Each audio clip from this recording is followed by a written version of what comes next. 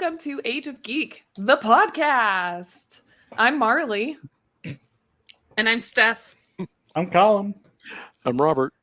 We kind of did it in order. Yay, us. Yeah, a little We bit. went the other way. Oh my goodness. Yay. Well, I'm excited to have all of you here with me on my podcast. And Wow, I'm just podcast, kidding. huh? I know. I'm trying to pull All a right. Steph. I'm trying to Fine. pull a Steph. She does this every time with cutscenes and cupcakes. How dare you? Every time. How dare you? And I wanted to have this episode with all of you guys, this conversation, this discussion, whatever you want to call it, about The Last of Us HBO series, season 1 recap. I have been looking forward to this, and I know you guys have too. Ever since it, I think Steph, I think you tried to be like, oh, we should do this, and we're like, it hasn't ended yet or something. Didn't that happen? Was I supposed to finish the season by now? Oh my gosh. I know you finished it. You texted me. Got all the homework. Does Ellie survive? That's all I wonder. And No, does Sarah she's- come back? Oh my gosh. So- Sorry, too soon. Oh my goodness. But yes, this TV show I was particularly excited about because it's based off of one of, and probably my top favorite video game, The Last of Us. It's a Naughty Dog production, written and created by Neil Druckmann, which he had a huge hand in making the TV series as well, which I really appreciate when they bring in the original creators to help make the show. And I think him, Neil Druckmann and Craig Mazin, who are the showrunners for this series. And they also had a podcast about it. HBO just went all out for this, you guys. I think it was advertised really well. I don't know about you guys. I mean, well, Robert, I'm pretty sure you haven't played the games, right? That is correct. So I want to start off by asking this question to you then. What about this show was what drew you to it? Having known nothing about the game or anything like that. Hearing all of my friends who had played the game, the hype that they had going into it was like, oh, this is going to be incredible. They were very hopeful, but they said that if they followed the storyline faithfully, that they were really hopeful to see what it could be done in a cinematic form or in a long form television program. And it has Space Dad in it, so how can it go wrong? Wait, so did you watch it on premiere night, episode 1? No, or did you wait? I was I've typically been a couple of days late until the middle few episodes, and then was pretty much later that night that they premiered, except for the Friday episode when the Super Bowl was on, so I caught that one. But the finale, for example, I was I think it was 2 days after it aired that I caught that. Because it aired the same night as the Oscars. No, I'll take that back. And I did watch it Oscar night, so I did watch it last Sunday. Mm-hmm. Which viewership, the numbers for this show, even premiere night and even throughout the whole 9 weeks, and including Oscars night, it just it hit all the records. Isn't it the second besides House of Dragon? Isn't it the second highest in views or something like that on each? Passed that. Oh, did it? I thought that it did. Ooh. I think initially it didn't, but I wonder if it has since then, since more people have now watched it, especially after hearing everyone talking about it. I'm curious if for a zombie video game TV show, if you were surprised by the lack of zombies in this show, Robert. Oh, good question. Yes and no. Yes, in the sense that for, like you said, for a zombie show, where the zombies, but I think that following the characters and having the zombies be more environmental and just this is the world we live in, it was better for me at least than say The Walking Dead, which I stopped after I think 4 seasons because I was just like, well, what time's the zombie showing up? Okay, there it is. Here we go. And this one was more, there's always the threat of, an infected showing up, or, a human roving band of raiders showing up. But it was more the interaction between Joel and Ellie that carried the show. And it was nice to see that, like the episode, I think it was episode 5 or 6, where they were in Kansas City and you see the horde of the infected. It's like, oh, they're all over. Just to kind of show that for the scenes, like episode 2 in Boston, when they're trying to find a path to the legislature building, and they look out and there's infected all in the street, and you're like, okay, let's just not go there, please, or go there and make the show very interesting.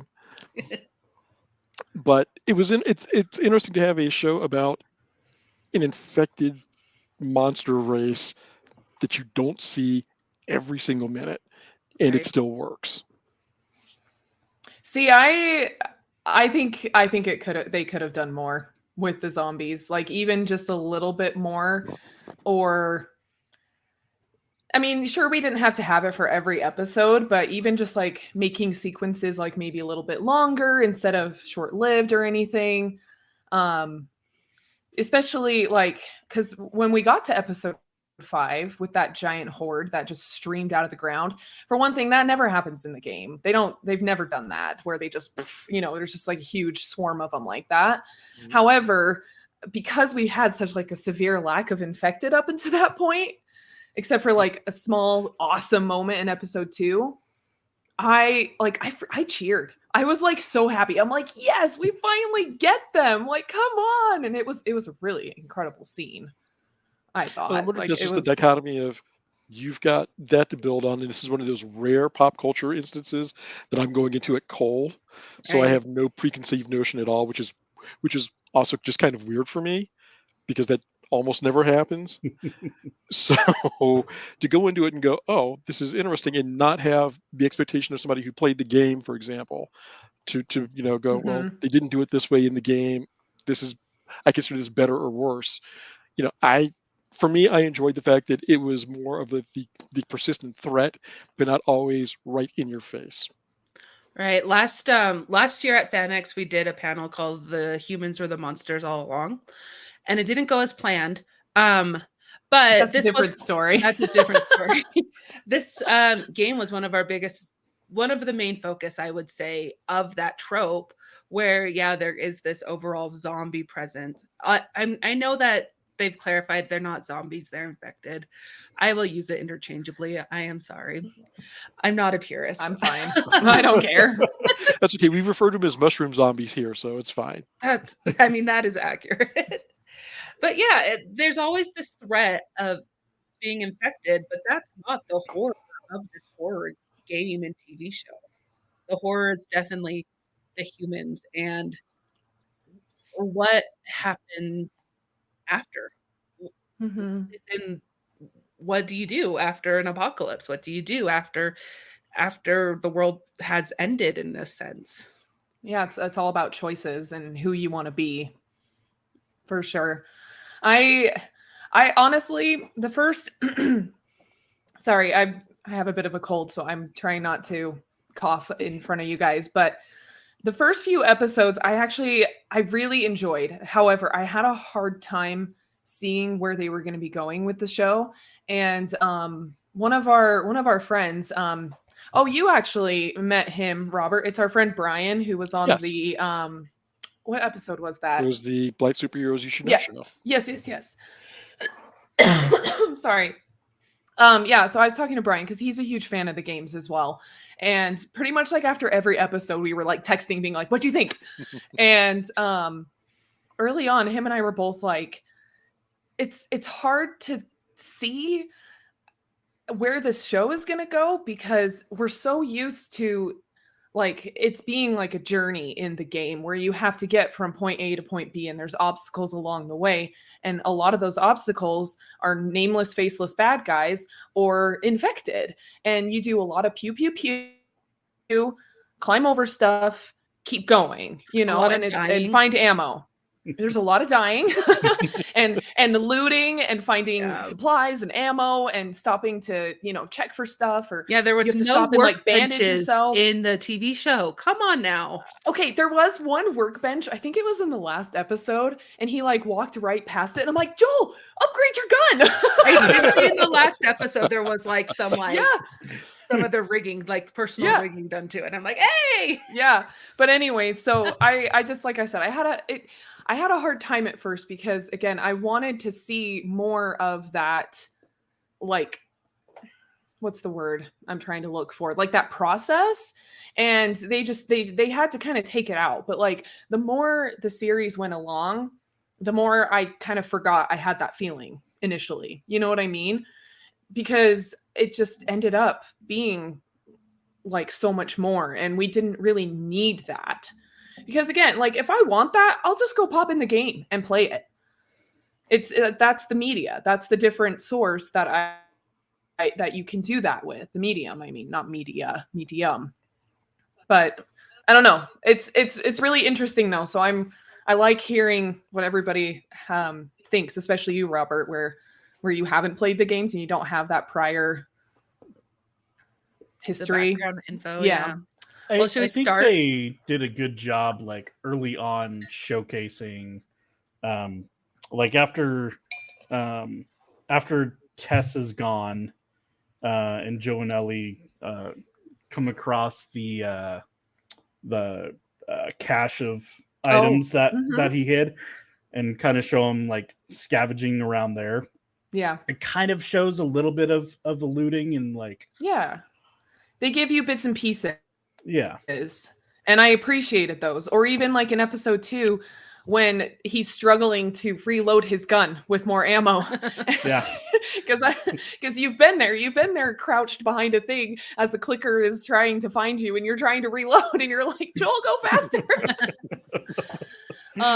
But yes, let's kind of get into it and kind of go episode by episode and just see what we all think. So episode 1 is when you're lost in the darkness. And we get to meet one of like the best characters of the whole show right off the bat. And that is Sarah. She is very sweet. So it was really heartbreaking knowing that she was going to die. Wait, what? Mm-hmm. No. Yeah. Sorry. You probably didn't know that in the first episode. Yeah. Were you shocked? Knowing Sarah was going to die, and you're like, oh, I like this girl. Please don't die. And the whole time when the neighbors start getting infected and she goes in to check on them, you're like, don't. You're like, Sarah, no! stop. So does that happen in the game? Do you follow Sarah at all in the game? Yes, but there's no neighbors. Okay. There's not like a thing like that. But yeah, you do start off playing as Sarah in the game. Yeah, that was most definitely that just happened moment. And just like, and where do we go from here?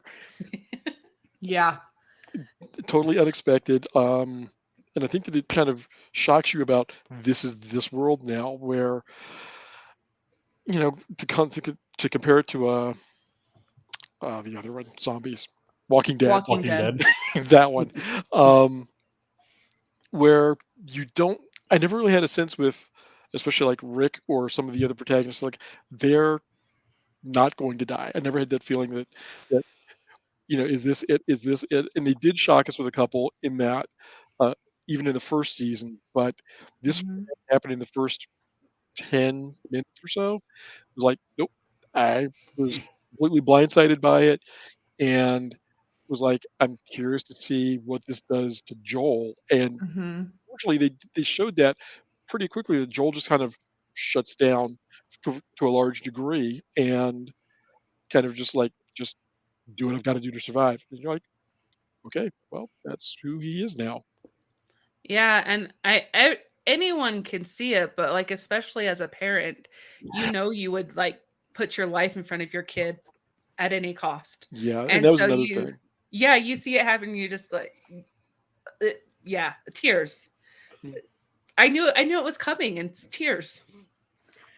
I know. I kept like thinking, are they going to do it different this time? Like, are they going to maybe change it? And then when they were doing the whole like sequence, because they were pretty on par from because they're I mean, in the beginning of a video game, there's usually a lot of cut scenes, and the cut scenes they did almost like frame by frame, word by word, exact.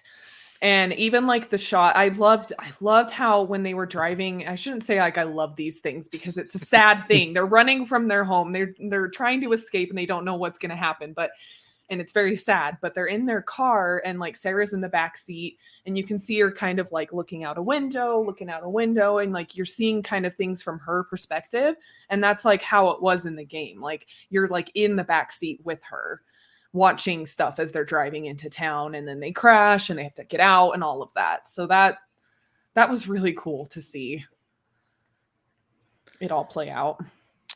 I think it's nice when you have an adaptation of a medium that you've enjoyed, loved, played through, read, whatever, and they put those touches in to go, we're not forgetting about you. We're doing something a bit different, but we haven't forgotten about you. I mean, I know that, for example, with the Marvel movies, with some of the storylines, they'll pull some of the most minute details from a comic that I've read and put it into a scene in the movie. You're just kind of like, oh, that thing right there. Yes, they did the thing. Little And Easter eggs for the people. yeah, and all the Easter eggs are just fantastic, bonuses. And for somebody who hasn't played the game, it was more for me just the whole emotional trauma of, well, the neighbors are not neighbors anymore. We're fleeing everything that we know, what's going on, and Joel trying to reassure Sarah that everything's going to be okay. We're going to, we'll be fine. Even after she would twist her ankle, and he's like, yeah, I'll carry you. We'll get through this. And then it's like, no, that's not going to play out well. And yeah, and just the build up. I was not expecting to be quite that tense watching the first 10 minutes of a show. But it was like, wow, it totally got me. I saw someone on Facebook that was like, the first episode was really like tricky for me. I had high anxiety. Do you think I should watch the rest of the season? And I'm like, no, I'm sorry. I know it's coming. It doesn't get easier here on out. No. And like, but what a way to start off a show though. Like, just like, hey, this is the kind of stuff that you are getting into and what you can expect from here on out.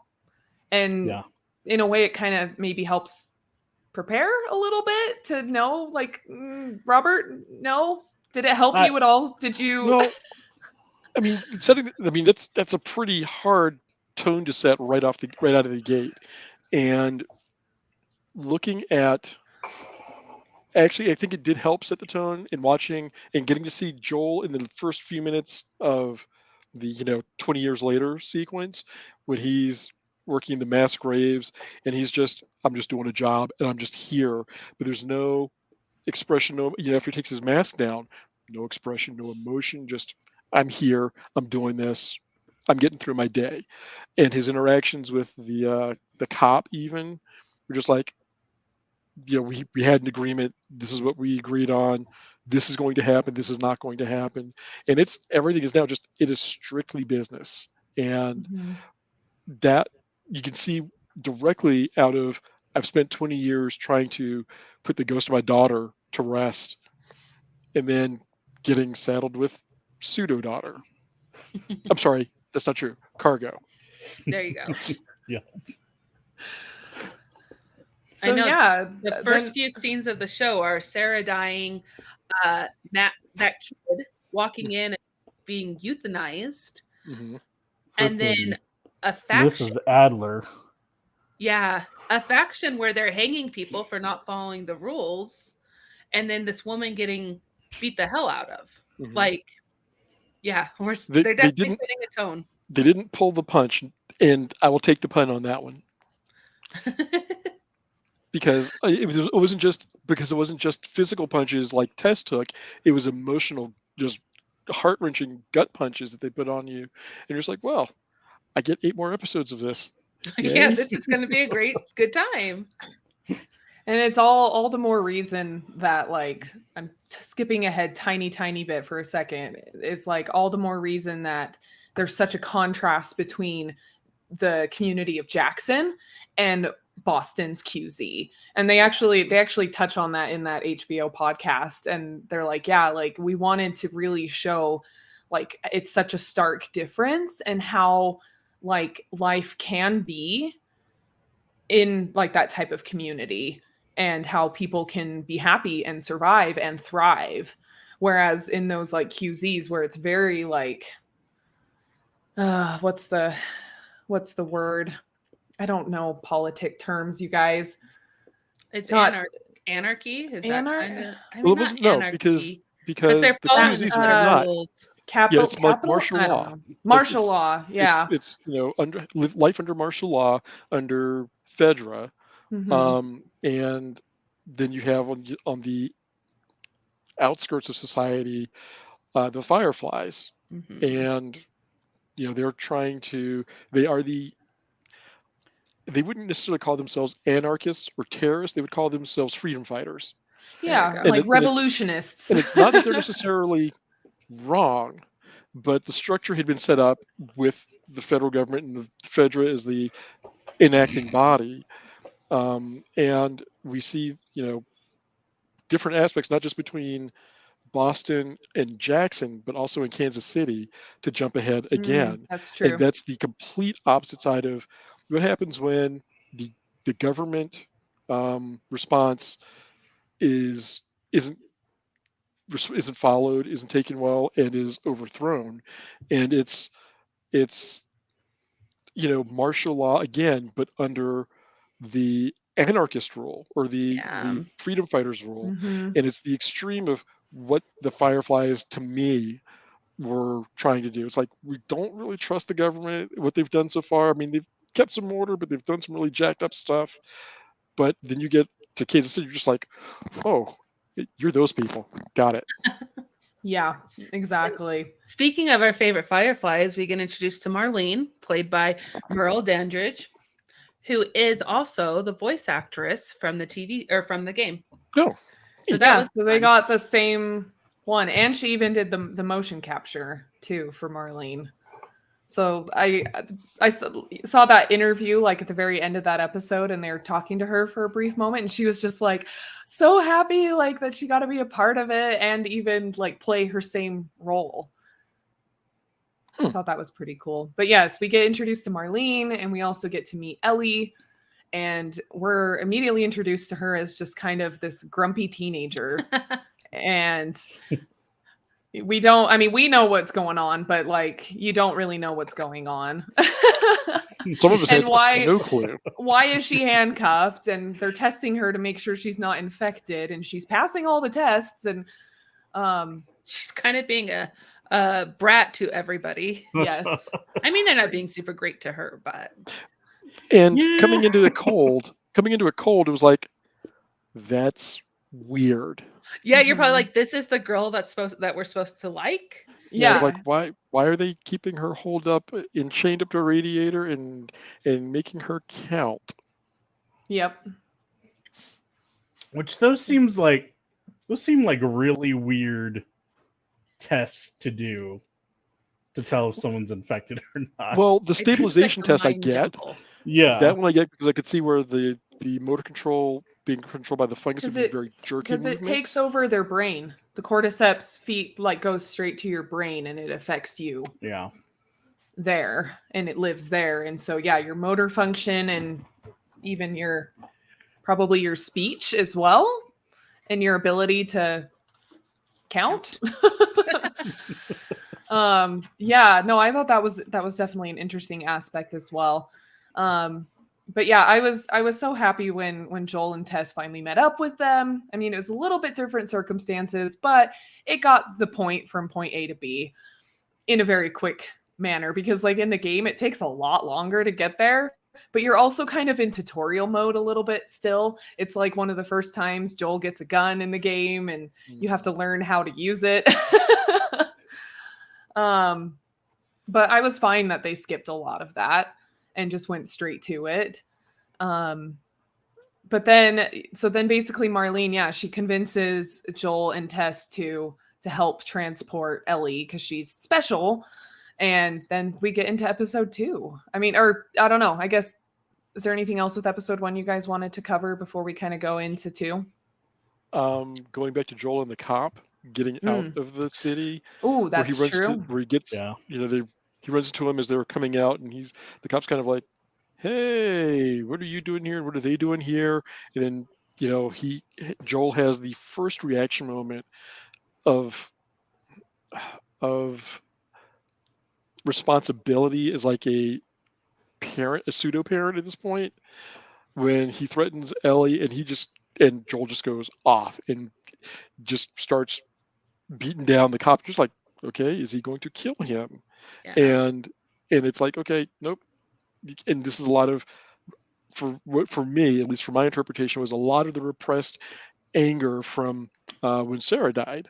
Like, Yeah. this guy pointed a gun, and I lost my daughter, and it's been 20 years without her, and you're not going to do it again. And he just hulks out on the guy. Yeah. Well, it's interesting. And then you have you have the other side of that too, where you see the almost kind of smile from Ellie, as far as like, oh wow, this guy is like beating up this guy for me.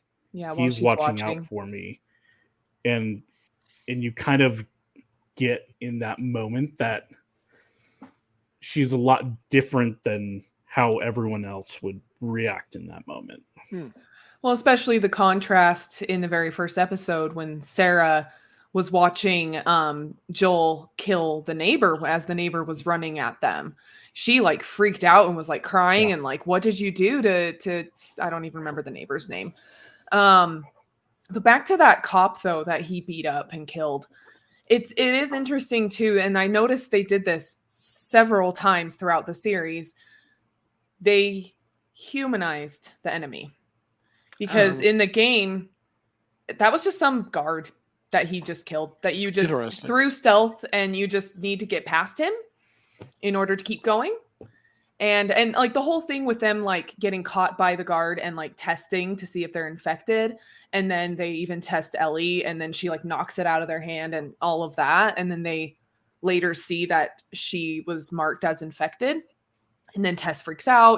Anyways, that whole thing does happen, but it's interesting how they like gave us a little bit of background. Like it was very brief, but they gave us something with this guard. So it made that scene, I think, even more impactful. This whole show made me think about the ethics of having children in an apocalypse situation. And if it's right to bring kids, and that's not what I want to talk about, I feel, but you can see how kids brought up in these kinds of situations, they see these violence and it's really normalized for them. And these horrors aren't as horrific as it would be if it were our kids going into this world, because it's just normal everyday stuff. And so you can really see that with Ellie, where it's just, this is just going to be part of our life. And at that point, not that we know it, she's already killed somebody, and she's already killed her best friend. So yeah, it really, the whole time I'm like, oh Lord, I don't know if I could have a child, if I could bring forth a child and present them to this. Yeah, no, there's so many like questions like that shows like this, or even like apocalypse or dystopian type shows like make you question like everything So yeah, we get into episode 2, which is called Infected. And this episode, I actually really enjoyed this one because, for one thing, we got to see clickers, and I love the tidbits that they threw in with some of these actors that they chose for certain things in this throughout the whole show. But the actors who played the clickers, they like purposely, like the people that wanted to do it, they played the game and like know how like clickers move and everything. So they wanted to make sure that they like kept true to that. So yeah, Ellie, Tess, and Joel are trying to meet up with the Fireflies at like another part of town. And in order to get there, they have to cut through some buildings. And that's when they run into some clickers in that old museum. And I loved that because, again, like it felt like we were in the game and we were watching them go through this historical museum. And again, like I did the thing where like Joel was walking into the room and I'm like, okay, Joel, look for ammo. But he didn't do that. And I was like, okay, well, there could have been ammo over there on that table. Is it not flashing and showing you? But what did you guys think about the clicker scene? Well, you get introduced to the fact that there's like a channel. Oh my gosh. The clicker channel where they're We all gotta Yeah, touch on the that. fungal network.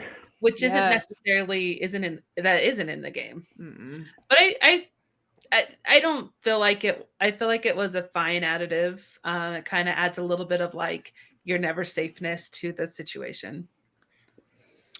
And you you get to see some of the stealthiness that you try. I'm horrible at stealth in video games. And so I try to do stealth and then I mess up and then you have to go ham. So I felt that through this episode. Yes.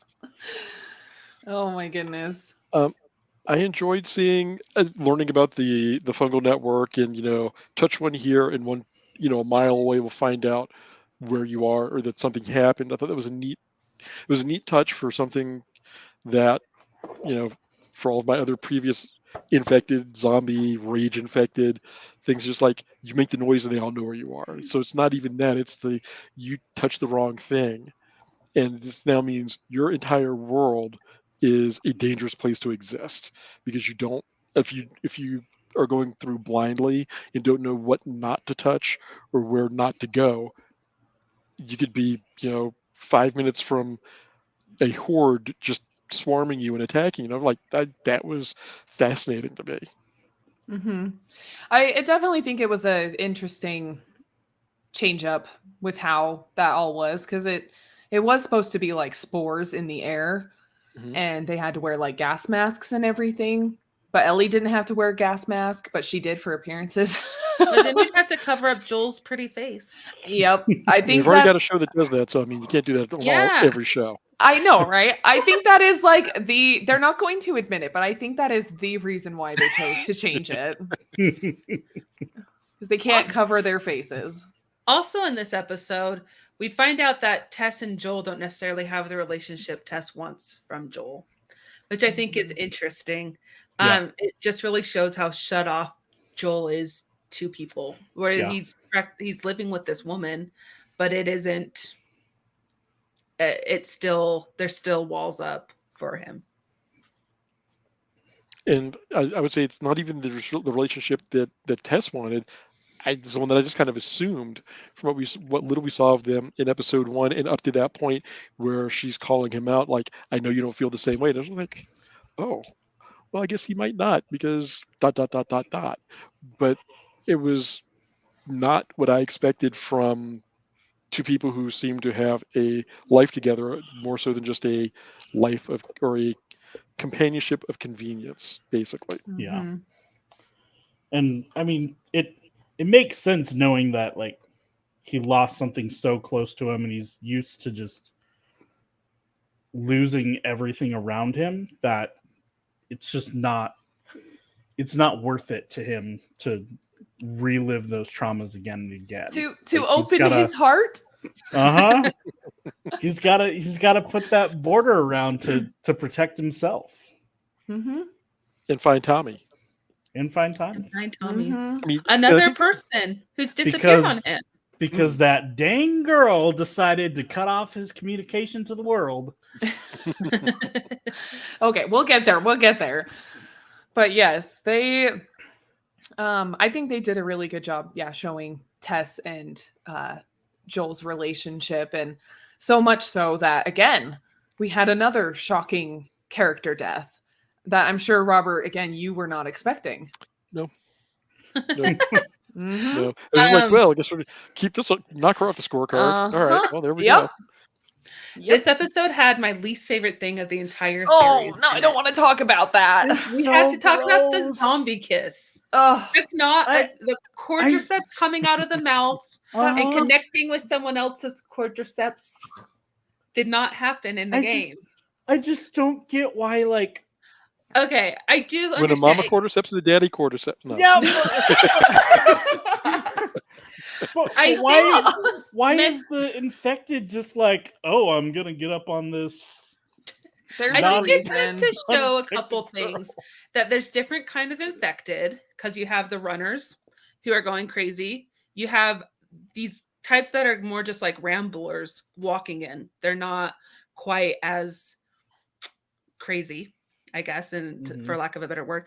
And then to show that interconnectedness of the quadriceps and their and also connectivity. Yeah, well, and also they and it's just creepy as hell. Well, and not only that too, but like the show creators even like came out and said that they wanted to show everybody that like by nature the fungus is not violent. It can be violent when violence is shown to them, but it's not, because it just wants to create and it wants to just expand and make more and spread, that it's a way of showing that it also is like beautiful.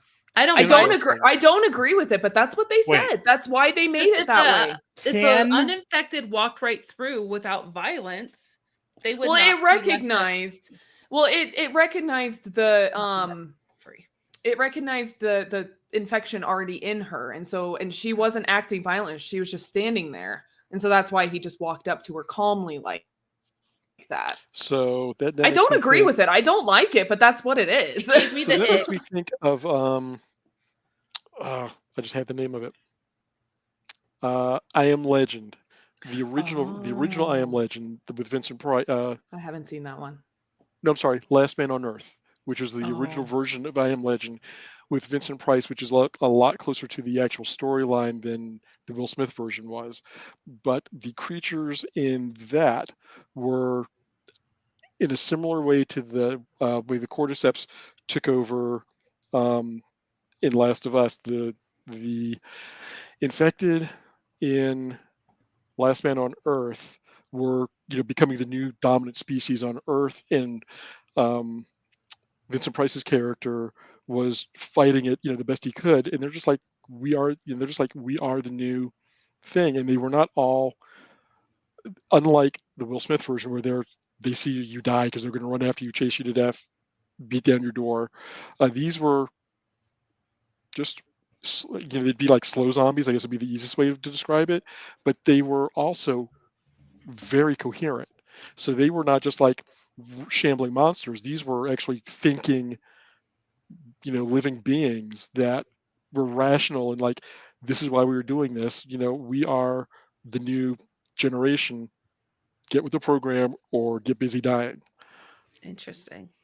So that's an interesting thing, that it's nice to hear that it was a little different in the TV show than the game, but it does remind me very much of that. Yeah. No, definitely. I mean, and even just to kind of touch a little bit more on what Steph was saying about the different types of zombies too. Like the show creators even said too that when they do season 2, when they continue the story, that they are going to try and show more zombies or infected. Sorry. And I really hope they do, because there are some unique infected in The Last of Us Part 2. I'll give you just 2 words and let your mind wander, Robert. No, don't say it. No. Say it. I know what she's gonna Rat say. King. Yes, the Rat King. Oh my gosh. Okay, so let's move on. Let's move on to. If they don't show the Rat King, they have to, because it's like the worst fight ever. Okay. We're not talking about part 2. We're not talking about part 2. I want to, but we're not going to. Episode 3. Okay, episode 3. I just like this episode was very controversial. I think it was one of the most controversial episodes of this whole series for a number of reasons. I think one of the big reasons, though, is that it deviated from the story a lot. Correct. However, what a freaking beautiful episode that was. Robert, to catch you, I don't know, to catch everyone up in the game, or they meet up with Bill, Ellie, and Joel. Shoot, sorry. Ellie and Joel meet up with Bill, and he helps them find the trucks and supplies they need. Frank is gone. They come across his body hanging. And it's basically a suicide note to Frank. Okay. So it's a really dark storyline. And pretty much all that says is Joel's like, did you know that guy? And Bill says he was my partner. But they don't say anything else. Like, it's not word partner obviously can mean a couple different things. They don't expound on it at all. And so I love again, talking about my business partner as my partner and just leave it ambiguous. We'll figure it out. Well, I mean, to be honest, at that point, Tess was Joel's partner. Yeah. Yeah. And in a number of ways. In a number of ways, again. But I will say, coming into this cold, I did not expect such a dynamic shift in tone for the show from we've just, barely got out of the building alive at the end of episode 2 to here's an idyllic suburban community being maintained by this one guy until another guy shows up. And I have referred to this for people when I was trying to tell them about it when it aired as, so you remember that first 10 minutes of Up that ripped your heart out? This is that for this show. That's a really good explanation. 100%. I like that. It's totally, because you get such an encapsulated view of what the world still, in a very, very selective sense, could be. Mm-hmm. And then they're like, we're going to rip that away from you and take you back to you're like, wait, what? No, but the people and the strawberries and come on, guys. Strawberry. Well, and they showed how it evolved in that 20 years. Like, I really liked seeing that whole time span of Bill's his journey there, because it shows what happened on outbreak day number 1, and then all the way it kind of gave us that journey along. And I actually really appreciated that too, because it showed somebody going through that, whereas with Joel it was just bam bam, now we're 20 years later. And I think that Bill represented kind of an anti-Joel, because even before everything broke out, he was just like, I hate people, and you're just like, okay. Right. All right, and you've got a. He was a doomsday prepper. He was totally a doomsday prepper, but he was also the most prepared person for this I have ever seen in any kind of post-apocalyptic thing like this ever. It's just like, wow, you were. And Ellie even called it out. I want to be that person. He's like, this guy just has all the stuff, and he's like, he was the man. And then knowing, getting to see Bill go from, are you infected? Okay, well, you can have a meal, then you got to get out, to slowly opening up to Frank in the tiniest of ways, and then watching that evolve over the next 20 years. It was lovely to watch. I know why a number of people might have been like, well, I guess we won't be watching this show anymore. But that's unfortunate, because it was really just a lovely thing to watch all the way around. And so outside of the very brief glimpse you got of when some of the infected showed up, and then when the Raiders showed up, the violence that Bill was capable of. Yeah. And then it just goes back to living his life and rebuilding parts of the town, and why do we need this and that? We have what we need here. We're good. And then Frank just kind of going, but there's more we can do to make this. This is our home. We should, not just be relegated to this, and this. If we have all of this available to us, and watching Frank take that small crack that opened when he first showed up, and open the door, and build something with Bill. Well, and it was cool too to kind of see Joel and Tess and how they got to know them, and now they were part of that story as well. So that was kind of a fun moment to see them come over, and they're having a little garden party. Tea on the lawn. But Bill hates it. He's so mad. Bill both hate it. I just love what he says. We will have friends. No, we will have friends. Yes. They Bill are coming over. Absolutely a foil for Joel. And I think in the game you see what Joel could become if he chooses not to help, or if he chooses to drop off Ellie and be done. You see this go back to the darkness, lose the people that he showed a little bit of care for, find their dead body. Like, you can see this darkness. And so I really, really like this change that Mazin and Druckmann did, because instead it showed another foil for Joel where it's more hopeful, and you can have more than just what you were having in Boston. You can have more than that. There's more out there, but you do have to be willing to open up. And so for me, it turned this dark storyline, which was great, but into something with much more light. And that's the whole thing of this show. When you're in the darkness, look for the light. And they added a lot of lightness to the story. Well, and even to show like what loving somebody and opening up and bringing them into your life and into your heart, and how that should be like the most important thing. And so that episode is also kind of a way and like an example for Joel to be like, hey, you know, you can let Ellie in. And you can open up your heart and love someone else again. You can have like, you know, you can still love Sarah and you can also love Ellie, kind of thing.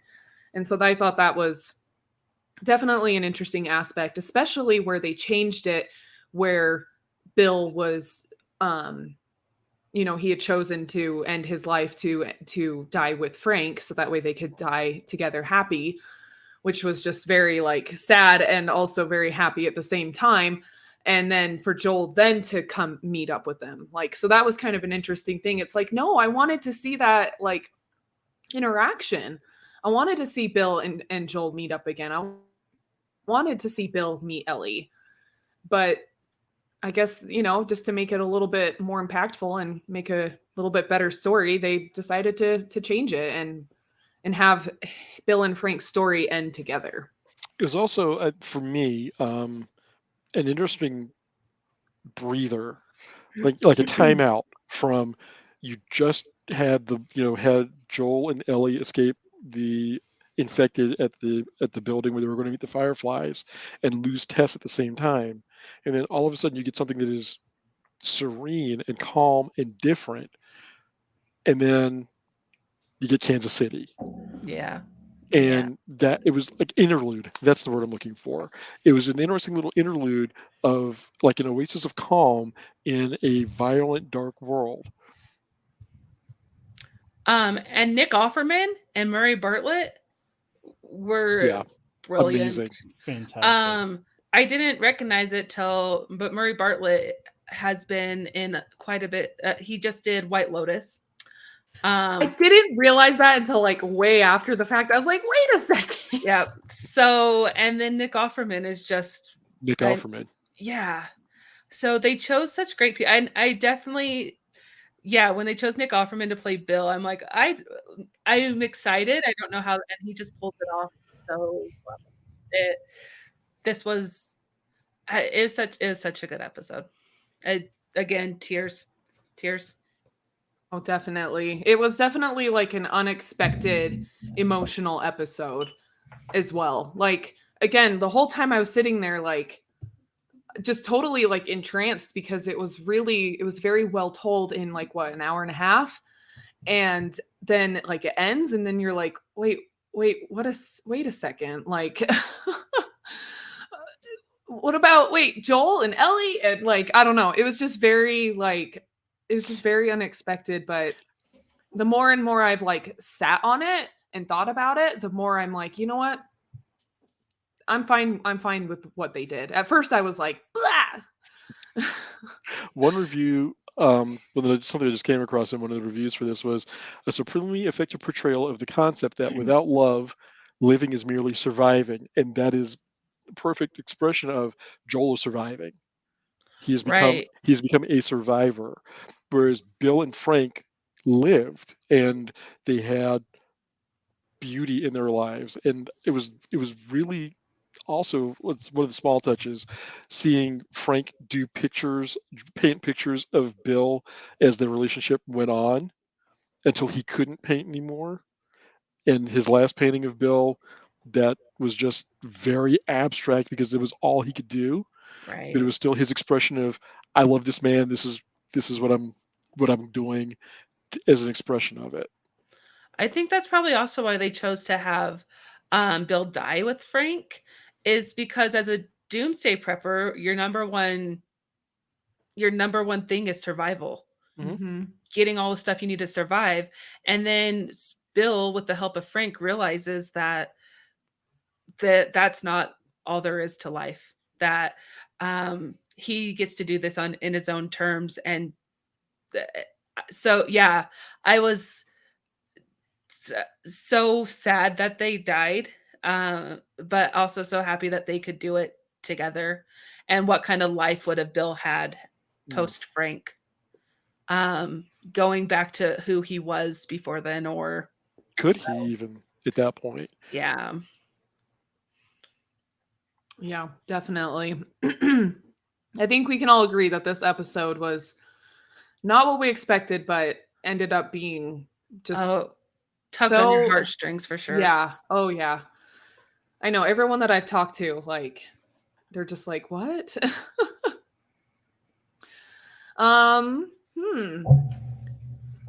Let's see here. Should we do one more episode and then we can split it? Yeah, let's talk about 4 and 5 together, because we can squish those together. And then not that much happens in episode 4, which is also a gripe that I have. Collin, you'll need to cut this out since I'm making you edit for me this conversation. We don't cut things out. Who's gonna edit the video? It's all live. Oh, that's true. We'll have to leave a note for Jake around 49 minutes. I don't think he edits the episodes, but I don't know. I'll tell the him. videos. Anyway, stuff. It's fine. Episodes 4 and 5, also known as More Black People Survive the Apocalypse. Hey! Oh my goodness. So this already, like, okay, episode 4 and 5. So they get to Kansas City, which is also Pittsburgh in the game, but that's fine. It still worked because you just needed a city, right?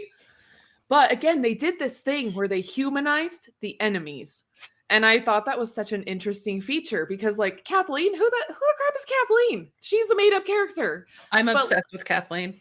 But like, but yeah, they brought in this character of Kathleen, who is like kind of what Robert was saying at earlier in the episode, that she's part of this like anarchists group in Kansas City. They were just like days before had taken over Fedra, and they pretty much did to Fedra what Fedra was doing to them, which is like, is that right? Is that right? I don't know, but either way, again, these ethical questions. We jump into this city and like it is not that organized.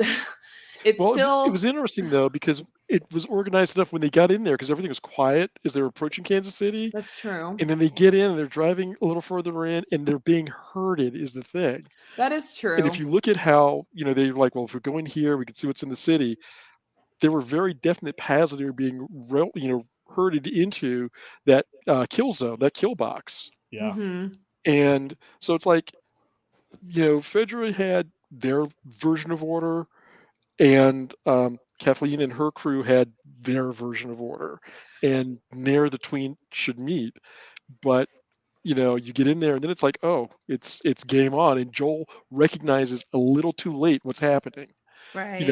He's I think we're starting to see the first chinks in his armor where he's starting to soften a bit and relax just a little too much. And then he realizes when Ellie calls it out that, oh, I know what this is, and he gets defensive, or starts taking defensive driving, putting him, when they crash, getting into a defensive position for him to be able to shoot effectively and to keep her safe. Mm-hmm. Because at this point for her, she is still cargo. Yeah. Is it the beginning of this episode that they go into the convenience store for Joel to find his stuff? Mm-hmm. No, that was episode 3. 2. 3. 3? Okay. It was the very, very beginning of 3, yeah. Anyways, and Ellie finds the clicker and stabs it. But also, one of my favorite things is she finds a package of tampons and just grabs it, and it's just like such a you're just like, yeah, in an apocalypse, I would want to find that so badly. It's just kind yes. of some like levity. And is that when she finds the joke book too? Where does she No, find that joke No. book? she already had the joke book. She Okay, had one. because then you do start to see her Mhm. and Joel buddying up with these stupid puns. But Or she's trying to get him Yeah. to and you to get react. to see kind of the cute side of Ellie, and then you get to see Joel kind of chilling out, defrosting a little bit, and then you see that what can happen when you're not always on your game. Well, and they're in the car, so yeah, like we have to remember, like they came from Massachusetts to Kansas City, and all in the car. So they were in there for quite some time, so a lot of hours together. So they definitely got to spend more time together, leading up into that point. That would have been assuming no complications in driving, much like when I moved out here. That would have been about 4 to 5 days, Wow. I was depending on how long they drove. And I would assume sun up to sundown and find some place just before sundown to hole up, fortify yourselves, etc. So let's call it 8 to 9 hours a day. That's about at least 3, most likely 4 days out of Boston. wow. Well, and not So- to mention if the roads were all clear too. Also true. Which we know they weren't because they had to backtrack a couple of times. And then when we're in KC, we get introduced to Kathleen, like Marlee was saying. And first of all, Melanie Linsky is so bomb in this role. I Mhm. love the fact Melanie Linsky is this round-cheeked, kind of a higher voice woman. She is not what you would call a threatening woman. I don't think she's been cast in much of a threatening role. Mm-mm. And in this, you are terrified of her. You are just, she holds back nothing. And in fact, you see her go and like shoot a doctor who's an old man who's begging for his life, just Yeah. because of not just an inconvenience, but because she found out he wasn't being truthful to her. And Who that's when you Is know, their only doctor too? right? Like, that is You're the just Why like, did only she do doctor in that? this you didn't place. know. Because she's out seeking revenge. Yep. Yeah. She wants that guy dead. She and wants so- Henry. She wants Which- all which information is on any of so- the informers. Yeah. And it's just so crazy to me that like she is so out to get these people that she is willing to go against anything to like Logic. any kind of logic. But it's not and so these much people she's blindly follow her. but I mean she's very it's her narrow focus. I mean it's Henry wronged me. I must have revenge, but her focus becomes not necessarily the greater good, because anybody at that point would have been like, okay, well he's messed with us, he's done all these things, and she just can't let that go. So I think that the desire to exact revenge overrides her ability to think effectively about anything else greater good until Joel shows up and it's like, oh wait, there's a new player in town. I also think it's the fact that if she shows mercy, she knows that people won't take her seriously. Like Yeah. Oh, there has to be good this point. dictatorship where no one can question her, and no one did. But you also have that moment where, Perry goes and shows her this boarded up room that there's obviously infected trying to come out of the floor. Yeah. And she's just like, no, not priority. We don't know how many infected are down there. It could be, all the rumors of the infected literally being driven down Into the tunnels. the Mhm. tunnels. And I don't care about this right now. This overrides that. Well, Like, and at this how point, is that the bigger threat? well, and at Yeah, 'cause this it's Henry. point, we don't know. We don't know what Henry did. We don't find out what Henry did until episode 5.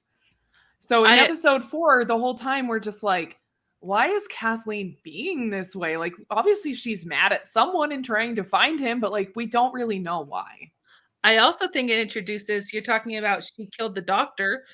It introduces this idea that if you are sick or hurt, are you useful to the community? Are you needed? Yeah. Oh, interesting. And that's really dark. Mm. Well, we hear later on in episode 5 how she feels about children. Yeah. Yeah. Like children die. Which is so Children poetic. die all the time. Oh my god. Which is so poetic, like how she died in that moment. Yeah. I know, Oh, right? I loved her. I was so happy when she died as well. I think it was very well deserved. So I feel like in episode 4, like the best parts of it, because honestly, it was kind of a boring episode. I'm not gonna lie. Like it was interesting to see them like get into Kansas City and like the whole like trap, and there's some shooting, like a shootout and everything. But other than that, like not that much happens except for some really good jelly moments. You know, they have some different moments where they get to kind of stop and talk and check in with each other. You start to see like what's going on with their relationship and trying to like, because neither of them are the type that like come right out and say how they're feeling. They just really don't. And so it was just nice to be able to see some of those quieter moments with those two to see that forming. Yeah. And it's also where we learned that it wasn't the first time that she shot somebody, Right. Yeah. because Well- she shoots the guy who's attacking Joel. Mm-hmm. And it's not just the clicker in the convenience store, but she said, because Joel's like, you shouldn't have to take on this burden. This is not something for a kid. And she's like, it's not the first time I've had to shoot somebody, and just closes off the conversation after that. Mhm.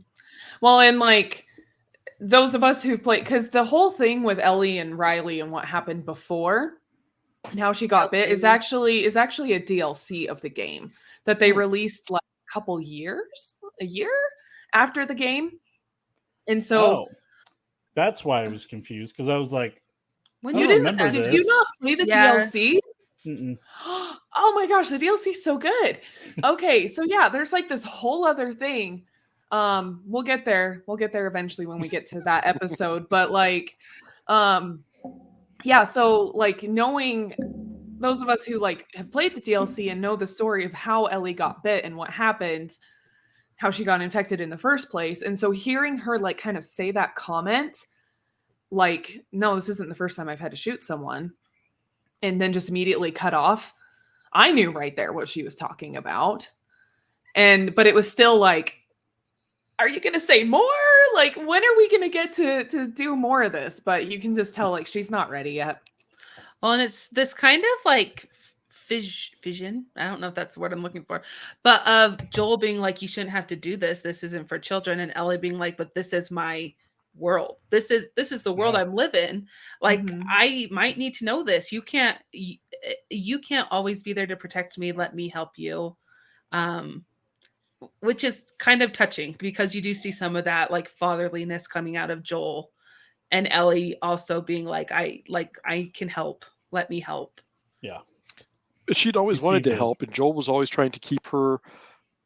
I mean, he saw her mostly as cargo, but he also was trying to protect the little girl that he sees. Yeah. And this is the first time that we saw him realize the little girl has grown up, at least to some degree, and accepts that. And in a way, this isn't Sarah. This is Ellie. Yeah. Well, and I think he doesn't quite trust her either. He doesn't know what she's capable fair. of, because she hasn't shown him. She hasn't had the chance to show him, which she won't for a little while. And then he can see, oh, dang, she is capable. And at the same time, though, I want to protect her and do what I can. But I have a bit more trust in her that she can handle herself. But that hasn't come yet.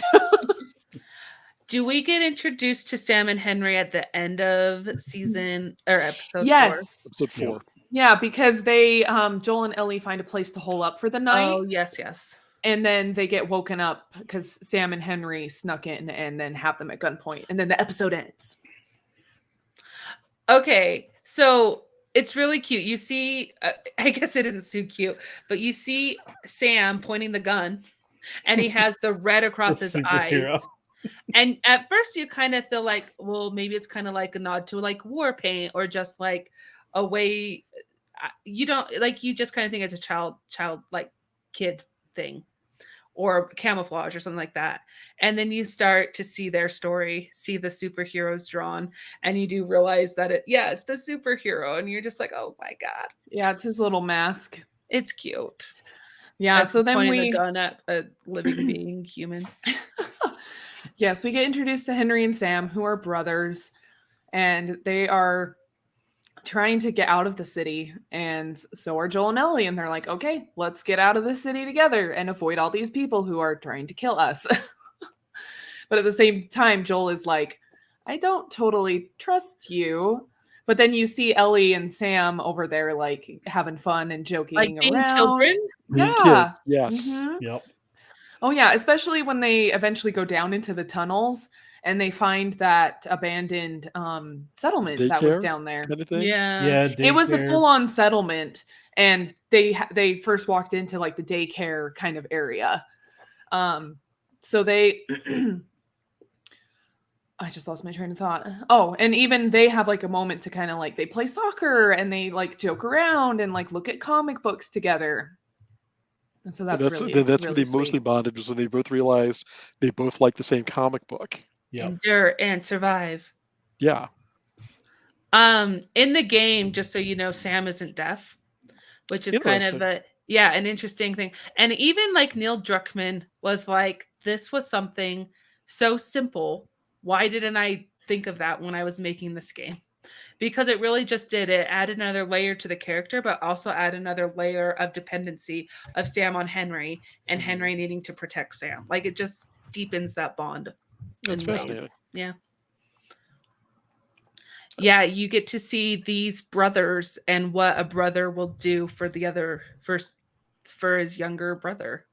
And I think that's a interesting juxtaposition to Tommy and Joel as well, because we see it in the first episode where you see Tommy, and then you have Joel's secondary quest outside of I've got to deliver Ellie is I've got to find Tommy, and what is he willing to go through to what he feels is protect his little brother at this point, because he's sort of, do I need to go save him?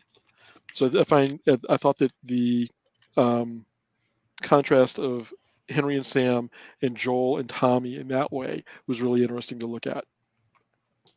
Yeah, I agree. I think Sam and Henry kind of take your heart and make you so sad. Again, sad to see what kind of world people have to live in. And you find out that Henry ratted out Kathleen's brother to get Phaedra. cancer medication for his little brother. Mm-hmm. So again, these existential questions of like, what would I be willing to do? Henry knew damn well that Kathleen's brother would die if he turned him in. That wasn't a question. Yeah. But he had to do what he had to do.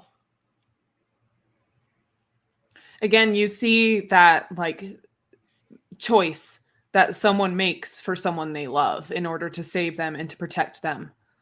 And it's not always the easy choice. So like this show is all about what we do for the ones we love over and over again. The whole underground scenes were giving me so much anxiety. Because if there was an infected down there, where are you going to go? Yeah. Did you play the game? Yes, but still, Marlee, still. There's a lot of infected down there, but they skipped that in the show. In fact, fun tidbit, in the game, so they did a remake that was released last year of part 1, and I played through it, and you're in that scene down there, and I noticed there was a different kind of zombie that was introduced in part 2 that was never in part 1. And I'm like, wait a second, what is happening here? They brought in stalkers, the stalker type zombies into that scene in part 1. And I was freaking out. And I was like, no, I want to have like a nice moment where I just had to kill a couple zombies and keep moving along with Henry and Sam. But no, I had to be stalked. It was terrifying, but well done. Did it change the experience enough for you to find new enjoyment in a situation that you had played through previously, And then paid outside of being $70 for terrified? replay. Oh, I'd pay a lot of money for that. I wanted to get the $100 version, but it was all sold out very quickly. But anyways, I think it was a little bit better, but at the same time, I just employed the same tactic I used in part 2, and that is I equipped Joel's shotgun. I hold myself up in a corner. I let them come to me, and I shot them one by one. Instead of letting them chase me, I just let that, like, or trying to, find them and then they jump out at me. I just let them come to me and just bam, bam, bam. It's effective. All right. Nice. Anyway, so where do we get after that? They decide to team up. They're underground, and then they Mhm. come out and start heading out of the city. And then there's the shooter in the house. Oh, the That sniper. Old man. That Joel just pew. I guess, he told him to stop and he didn't stop. So what He tried. He tried to give him an out. He tried, but then he turned his gun, and then Joel's like, "Nope." Yeah. We're done here. Not even gonna give this a shot. Yeah, and then the ahead a little Kathleen and bit. company show up. Yeah.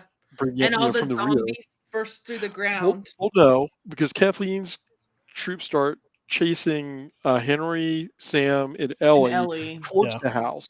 Yes. Joel is like, okay, so how do I handle this? And with all the noise that the posse is making, you get that sinkhole under one house, and all of a sudden, it's infected party. Woohoo! And it's like, well, that looks horrifying. And everybody who's on the ground, I'm sorry. It was nice knowing you. I guess this is where the game ends. Okay, well, nice. Oh my gosh. It was amazing, though. That whole scene. It was so cool. Like, even I loved seeing actual, like, infected again, and they're actually having to fight them. And then you also get to see Joel do a little bit more.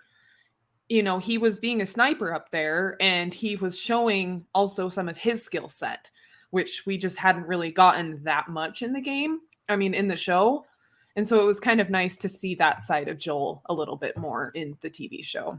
Well, and Joel popping them off one by one. That's directly from the game at one point, where you have to hold yourself up in a house and shoot infected as they come towards you. And bad guys, yeah. You also see one of the most horrifying things of all, which is a child infected. Oh, I thought you were going to talk about the bloater. Oh, I got excited. You mean the bloater that everyone is like in love with? Yeah, what in the world is wrong with the internet? A lot.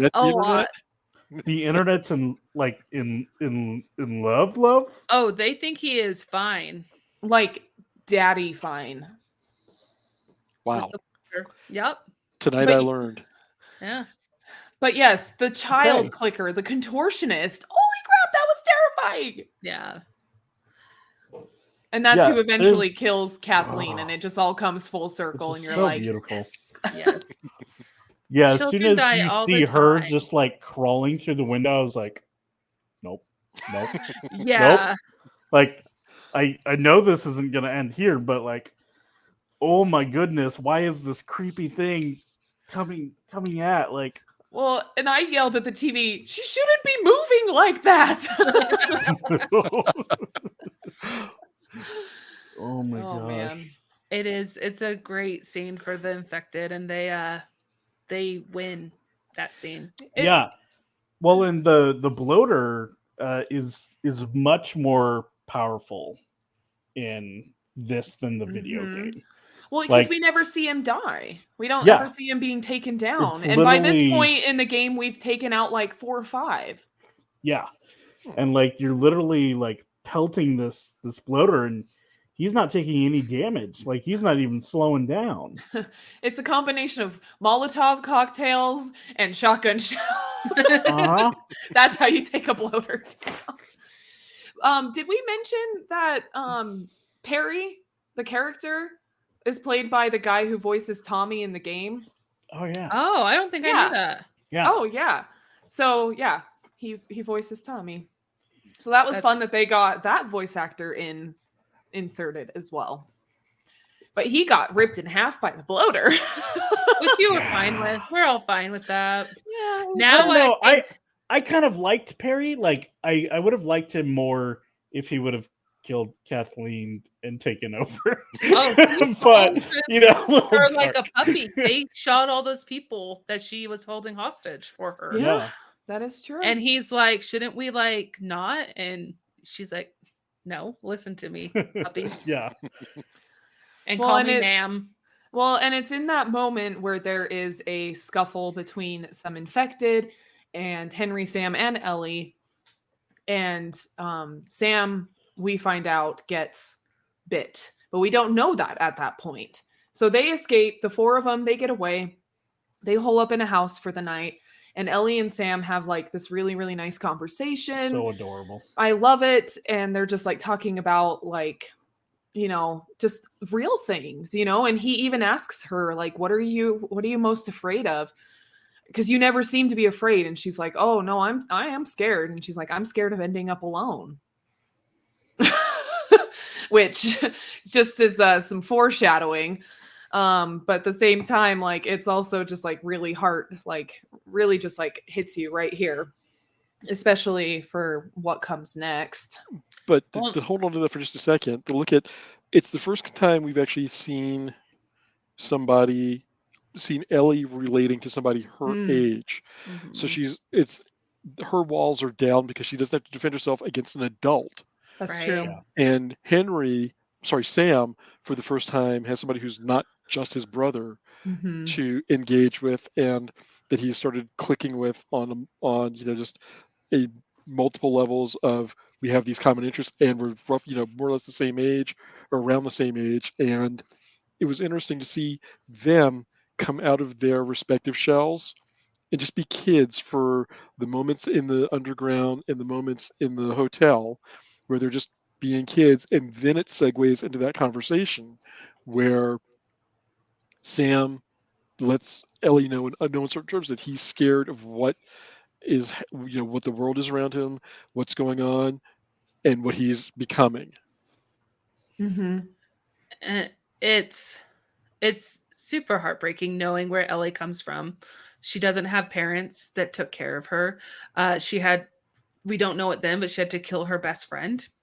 She is considered cargo by Joel, who she is becoming attached to, but knows the way that he feels about her. You can absolutely see why being alone is her biggest fear.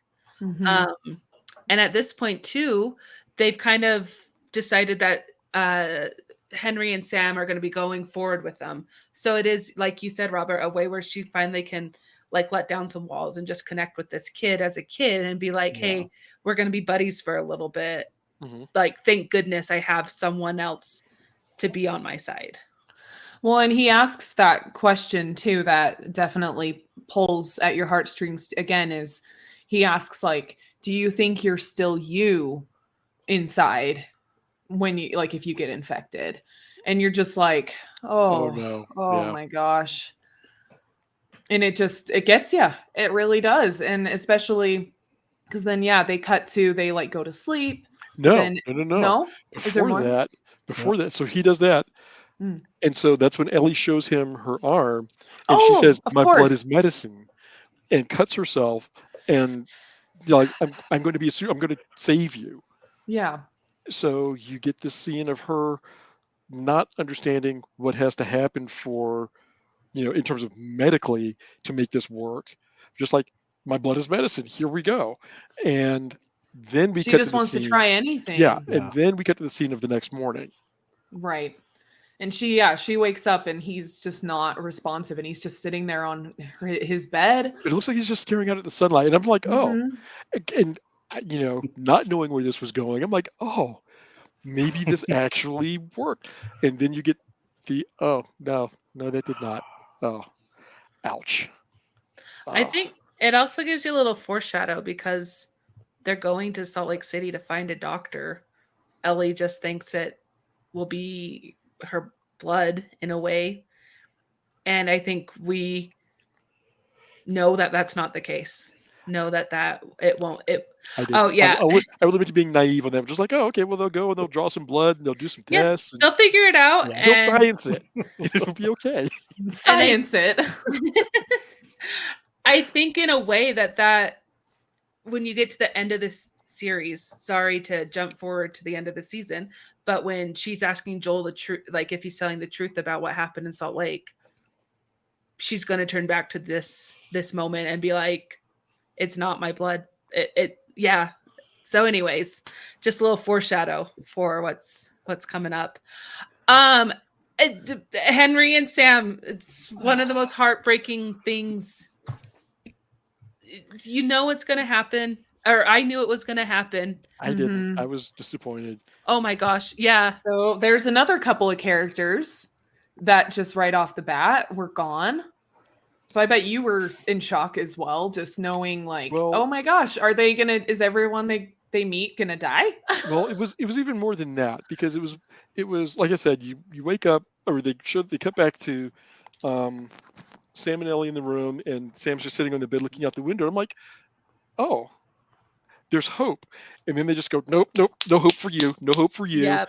And you get the fight with, as Ellie and Sam burst out of the room, Joel and Henry are like, what's going on here? And you see the realization on Henry's face of, oh no, I had one job, and that was to protect my brother, and I failed. And Joel goes into, Joel mode. And then, and then Henry shoots Sam, which I'm like, that's a gut punch.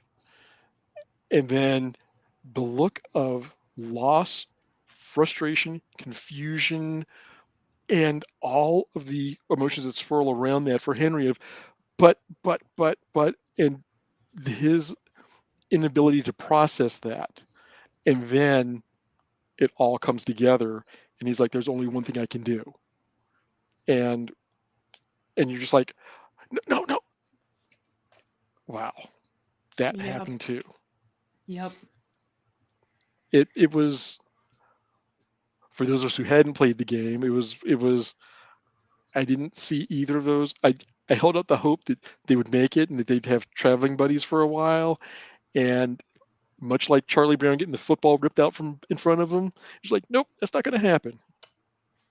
I have played the games, and my husband said to me at least 100 times, Stephanie, you've seen this game, you know what's going to happen. But I was still, it's still heartbreaking. It's still for sure. So Well, and I there's, still was crying in this episode, even though I knew exactly what was happening. well, and part of you goes and thinks like, it in that moment, like before, like that prior night, if Ellie would have said something, he could have at least had some time and some closure, right? But instead, that was almost like taken away from him, to where now his last moments are just this completely traumatic, ugly moment. but in a way, I would almost want it to be that way, because knowing that I would have to kill my brother, would I be able to do that in the end? And he would still have those thoughts of, what is my purpose now that my brother is dead? Should I kill myself? Like, I don't know. That again, Can I go on living? yeah. I don't know. Like, I don't know the right answer to that. Mhm. Yeah. Saying goodbye, like you said, can have a lot of closure, but also so much heartbreak. So I don't, it's. Well, and at the very end of this episode, Joel and Ellie, they dug graves and buried Henry and Sam, and kind of had, a nice moment where they, kind of said their goodbyes and paid their respects. And you kind of see this change in Ellie. She's now more determined to find something that she knows that she can do, because she's immune to this infection. So she knows that she's special. Mm-hmm. She doesn't know how, but she just knows that she wants to try. And so you see her like, okay, let's go. Let's keep going. And so she kind of like barrels off, and Joel's like, okay, But even before that, when they're finishing with the graves, when she takes Sam's little flip drawing thing and just writes, "I'm sorry," Yeah. and then walks off, and Joel's just kind of like, and looks down and sees it, and you see the look of confusion on his face of like, What is she something sorry happened. for? Yeah, something happened that I don't know what it is, and she now has that steely determination that you said, like, I can do something about this, and people don't have to die anymore. Let's go. And off they walk into the sunset. And you hear the Incredible Hulk music playing in the background as Oh my gosh. you walk down the road. Yeah, Lamar Johnson is who played Henry, and then Kevin Woodward is who played Sam. And they both just did fantastic. And I think it's actually really important to note that Kevin Woodward, I think it's pronounced, is deaf. It's deaf in real life. And there was reports of like the casting crew trying to learn some sign language to make him feel more at peace on set. And that's just one of those little tidbits I love that warms your heart. I love it. Well, we still have some more to cover, but I think we should break this up into 2 episodes, if that is okay with you guys. You think we're about an hour and a half into it and only Yeah. And we've still got 3 episodes to go. Yeah. 3 of the Four biggest episodes. 4 of the biggest episodes. 4, yeah. So we are definitely going to do a part 2 of this episode here on Age of Geek, because there's more to talk about, and we don't have the time. We're gonna make the time for next time. It's been a lot of fun talking about this show. As you can tell, we have a lot to say. Have a lot of opinions. I love it. Which is why we started a podcast. Yeah, there's a lot more hope and joy to talk about in the upcoming episodes. So much. So, okay. Oh, Collin. Thank you guys for listening to us. If you want to talk more, we actually have a thread that's dedicated to this show on our Discord channel. And we talk all things Last of Us, and there are spoilers there. So you can join our Discord at discord.ageofgeek.com. If you're watching the video, the little link is floating down below Collin and Robert's faces. And follow us on Instagram and Facebook. And I don't know, anything else, you guys? We good? Did I get everything? See you guys next time. Yeah. Thanks for listening. Thanks for listening, everybody. Bye. Bye.